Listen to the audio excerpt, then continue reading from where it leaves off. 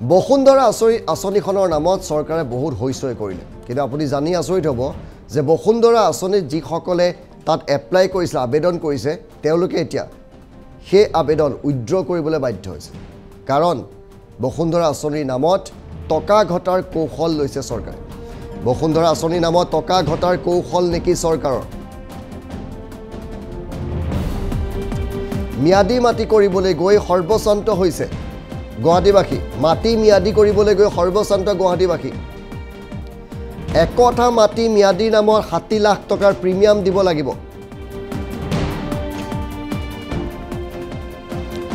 ম্যাদী পট্টাৰ দাম শুনি প্ৰত্যাহাৰ কৰিছে এতিয়া আবেদন যেন একচনীয়া ম্যাদী কৰাৰ নামত ব্ৰিটিছৰ কৰহে আৰোপ কৰা হৈছে সকলোকে মাটি ম্যাদী কৰি দিম বুলি কোৱা হৈছিল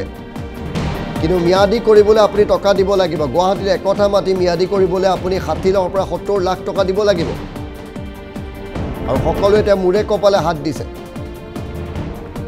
পুনে পুনে গৈছে এছ'চিয়েট এডিটৰ ৰাজীৱ গগৈ কাষলৈ ৰাজীৱ গগৈ যেটো আশাৰ সঞ্চাৰ হৈছিল সেই আশাৰ সঞ্চাৰ নিমিষতে চুৰমাৰ হৈ গৈছে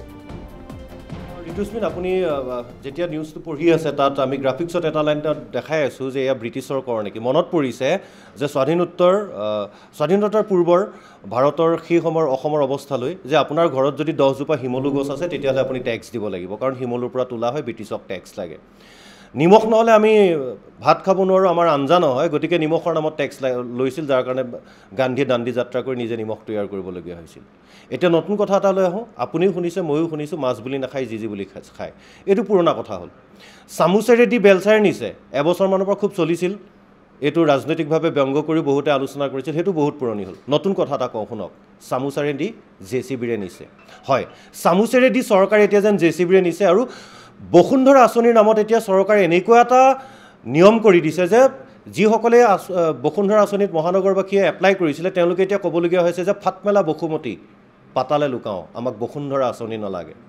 এইটো কাৰণে কৰিবলগীয়া হৈছে গুৱাহাটীত যদি আপুনি যোৱা 30-40 বছৰ বা 20-25 বছৰ ধৰি যদি একচনীয়া মাটিত ভোগ দখল কৰি আছে কাৰোবাৰ পৰা কিনি লৈছিল সেই মাটি বসুন্ধৰা আঁচনিৰ জৰিয়তে ম্যাদী কৰিবলৈ চৰকাৰে আহ্বান জনালে বহুতে সেই পৰ্টেলত গৈ তেওঁলোকে তেনেদৰে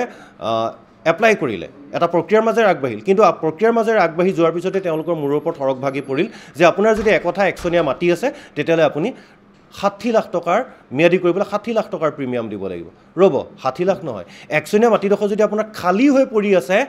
তেতিয়াহে আপুনি 60 লাখ টকা দিব লাগিব যদি আপোনাৰ আসাম টাইপৰ ঘৰ এটা আছে বা আৰচিচিৰ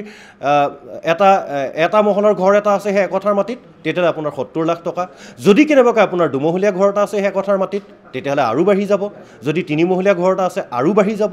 তাতকৈ ডাঙৰ কথা আপোনাৰ একঠা মাটি নহয় যদি একঠা 5 লেচা বা একঠা 10 লেচা অৰ্থাৎ প্ৰায় 1.5 কঠা যদি মাটি আছে তাৰ পৰিমাণটো আকৌ একঠা মাটিতকৈ দুগুণ হ'বগৈ গতিকে এই গোটেই কাৰবাৰটো আপুনি এবাৰ ভাবি চাওক যে গুৱাহাটীৰ মূল ৰাস্তাৰ কাষত যিবিলাক মাটি আছে সেই মাটিবিলাক বাদ দি গুৱাহাটীৰ বেলেগ বেলেগ প্ৰান্তত সেয়া লাগে চান্দমাৰীয়ে হওক বা সেয়া লাগে মালিগাঁৱে হওক ধীৰেণপাৰাই হওক খানাপাৰাৰ ওচৰতে হওক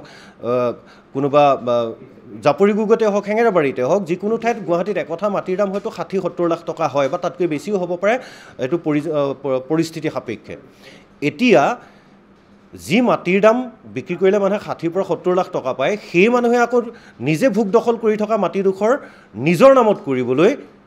60 লাখ টকা দিব লাগিব অৰ্থাৎ চৰকাৰৰ পৰা যেন মাটি কিনি ল'ব লাগিব অত বছৰ ভোগ দখল কৰি আছিল কিন্তু এতিয়া ম্যাদী কৰাৰ নামত নিজৰ নামলৈ অনাৰ নামত এক প্ৰকাৰ চৰকাৰক লাখ লাখ টকা দি মাটিডোখৰ নিজৰ নামলৈ অনাৰ নামত চৰকাৰৰ পৰা কিনি ল'ব লাগিব এক প্ৰকাৰ চৰকাৰে চামুচেৰে সময়ত ৰাজীৱ যিটো নিৰ্বাচনৰ সময়ত কোৱা হৈছিলে আমি মাটি দিছোঁ ম্যাদী কৰিছোঁ তাৰ এটা ওলোটা কোনেও ভবা নাছিলে আৰু সকলোকে ডাঙৰ কথা এতিয়া যিসকলে এপ্লাই কৰিছিলে তেওঁলোকে উইথড্ৰ কৰিছে কাৰণ তেওঁলোকৰ হাতত ইমান পইচা নাই উইথড্ৰ কৰিবলৈ বাধ্য হৈছে নিৰ্বাচনৰ প্ৰাক মুহূৰ্তত চৰকাৰে বৰ ডাঙৰ কথাৰে তেওঁলোকে কৈছিল যে নেতা পালি নেতা কৈছিল যে আমি আপোনালোকক ম্যাদী দিম কিন্তু গুৱাহাটী মহানগৰীত ইয়াৰ অৱস্থাটো সম্পূৰ্ণ ওলোটা দেখা গ'ল একঠা মাটিত যেতিয়া 60-70 লাখ টকা প্ৰিমিয়াম দিবলগীয়া হ'ব প্ৰিমিয়াম দিয়াৰ সময় আকৌ 5 বছৰ আপোনাৰ একঠা মাটি আছে আসাম টাইপৰ ঘৰ এটা আছে আপুনি ম্যাদী কৰিবলৈ তাক আপোনাক 60 লাখ টকা লাগে বা 70 লাখ টকা লাগে কিন্তু প্ৰিমিয়ামৰ সময় কিমান 5 বছৰ 5 বছৰটো আপুনি যদি 60 লাখ টকা বুলি ধৰিলেও আপুনি বছৰত কিমান দিব লাগিব 12 লাখ টকা মাহত কিমান 1 লাখ টকা আপুনি কওক যে 1 লাখ টকা মাহে দিব পৰাকৈ এভাৰেজ সামগ্ৰিকভাৱে মাহে 1 লাখ টকা দিব পৰাকৈ কোনোবা একঠা মাটিত থকা মানুহ ঘৰ সক্ষম নে গতিকে চৰকাৰে আচলতে এইটো কি কৰিব বিচাৰিছে এফালে তেওঁলোকে ঋণত পুত গৈ চৰকাৰে যেনে তেনে ৰাজ্যখন চলাই আছে বিভিন্ন বিভাগ চলাই আছে আনফালে জনতাৰ কল্যাণৰ কথা ক'বলৈ গৈ তেওঁলোকে যেন ক'ৰবাত জনতাৰ মূৰতে মাধমাৰ মাৰিছে এক কথাত ক'বলৈ গ'লে এজন যাৰ মাটি আছে তেওঁ আজি 30-40 বছৰ ধৰি মাটিডোখৰ ভোগ দখল কৰি আছিল নিজৰ বুলি ভাবি আছিল কিন্তু চৰকাৰে যেতিয়া বসুন্ধৰা আঁচনিৰ জৰিয়তে ম্যাদী পট্টা দিয়াৰ কথা ক'লে লগে লগে এনেকুৱা হ'ল তেওঁলোকক সোঁৱৰাই দিয়া হ'ল যে এই মাটি চৰকাৰৰ এতিয়া তোমালোকে আমাক পইচা দিয়া অন্যথা মাটি আমাৰ এটা মানুহ বিভূতিত পৰিছে কি কৰিব নিজৰ মাটিডোখৰ হৈও তেওঁলোকৰ নোহোৱা যেন অৱস্থাৰ হৈছে গুৱাহাটীৰ জনতা এতিয়া বিমূৰত পৰিছে আমি গ্ৰাফিক্সৰ জৰিয়তে সেই খবৰ পুনৰবাৰ আপোনালোকক দিবলৈ চেষ্টা কৰিছোঁ যে ম্যাদী কৰিবলৈ গৈ কেনে অৱস্থাৰ সৃষ্টি হৈছে গুৱাহাটীৰ ৰাইজ আৰু গ্ৰাফিক্সৰ জৰিয়তে পুনৰ সেই তথ্য আমি দেখুৱাবলৈ চেষ্টা কৰিছোঁ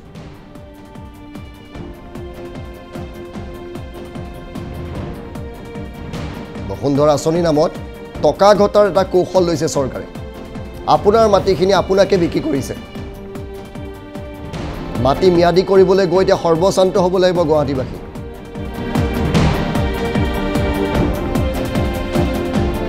60 লাখ টকাৰ প্ৰিমিয়াম এক কথা মাটি যদি আপোনাৰ আছে আপুনি ভোগ দখল কৰি আছে বছৰ বছৰ ধৰি আপুনিয়ে সেই মাটি কিনিব লাগিব এতিয়া